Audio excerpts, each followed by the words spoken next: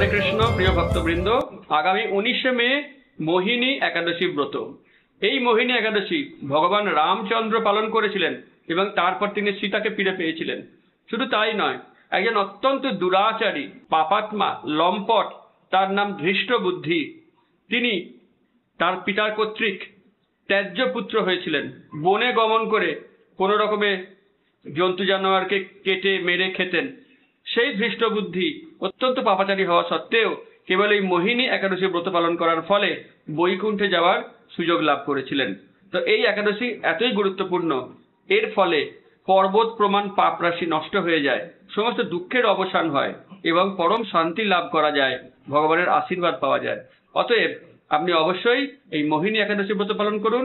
সম্পূর্ণ ভিডিওর মাহাত্ম্য শুনতে গেলে হরিবাসরের ভিডিও দেখুন। হরে কৃষ্ণা।